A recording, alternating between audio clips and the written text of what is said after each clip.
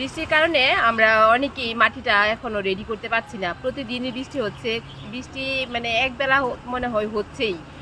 তো যাদের এখনো কোনো মাটি রেডি করা হয় নাই, আমরা শীতের সবজি কিন্তু অলরেডি বসানোর সময় হয়ে আসবে। এই তো জুলাই মাস প্রায় শেষ, আগস্ট সেপ্টেম্বর মাস, আগস্টের লাস্ট দিয়ে কিন্তু আমরা সিমের বিচি বসানো শুরু করে দিব। এখনও কিন্তু যে আগাম যে সিমের বিচিটা আছে সেটা কিন্তু এখনও বসানো যায়, বা কেরালা যে সিমের বিচিটা আছে সেটাও বসানো যায়। আর আগস্টের লাস্টে হচ্ছে সিমের সব ধরনের সিমের বিচি বসানো যাবে।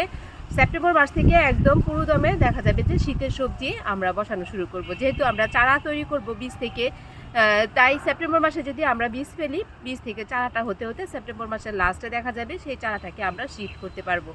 তো এখনও যাদের মাটিটা তৈরি হয়নি, মানে পুরাতন যে ইউজ করা যে মাটি, নতুন যদি মাটি হয় তাহলে খুব একটা সমস্যা না। নতুন মাটির সাথে আমরা যে কোনো জৈব সার মিক্স করে রেখে দিলে আমাদের হয়ে যাবে মাটিটা তৈরি। কিন্তু পুরাতন যে মাটিটা একদম, আমরা এখন যে গরমের সবজিগুলো আমাদের এখন আছে টবে, বিভিন্ন টবে আছে, সেই মাটিটাকে যদি আমরা আবার সাথে সাথে শীতের জন্য ইউজ করি, দেখা যাবে যে আমাদের বীজ যতই ভালো থাকুক, যতই আমরা যত্ন নিই না কেন, খুব একটা ভালো রেজাল্ট পাবো না। তখন কিন্তু আমাদের সেটা ভালো লাগবে না যে এত যত্ন নিলাম, এত কিছু দিলাম, এত খরচ করলাম, সেইখান থেকে আমরা রেজাল্টটা ভালো পাচ্ছি না।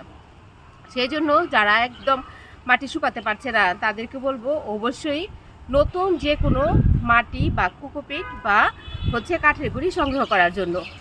তো কাঠের গুঁড়ি যদি সংগ্রহ করে তাহলে অবশ্যই ভালো করে রোদ দিতে হবে। রোদ কিন্তু দেওয়া যাবে, রোদ দেওয়ার মতো সময় আছে। কারণ হচ্ছে দেখা যাবে এখন যেহেতু শ্রাবণ মাস চলতেছে, শ্রাবণের মাস শেষ হয়ে গেলে, মানে জুলাইয়ের মাঝামাঝি হলে তো শ্রাবণ মাস শেষ হয়ে যাবে, তখন যেই বাকি সময়টা থাকবে সেই সময়ের মধ্যে 3 থেকে 4 দিন একটানা যদি আমরা কাঠের গুঁড়িটাকে রোদ দিই, রোদ দিয়ে তারপর তার সাথে জৈব সার মিক্স করি, আর যে ইউজ করা মাটি আছে সেটা যদি আমরা মিক্স করি তাহলে কিন্তু আমাদের ঠিকঠাক হয়ে যাবে।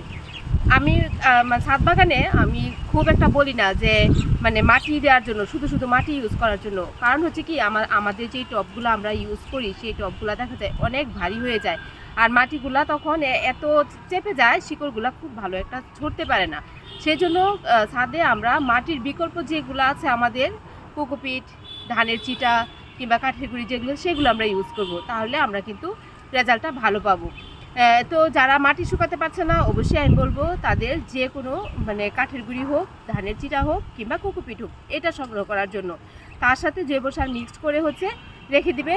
তাহলে কিন্তু শীতের যে সবজিগুলো আমরা বসাবো তার থেকে ভালো রেজাল্ট পাবো। শীতের বলতে গেলে সকল ধরনের সবজি কিন্তু আমরা আমাদের ছাদ বাগান থেকে নিতে পারি। আমি এখন বলতে গেলে শুধু মাটির কথা বলছি কেন, মানে মাটি যদি এখন আমরা সেভাবে জোগাড়টা না করতে পারি, আমরা ভালো একটা রেজাল্ট পাবো না।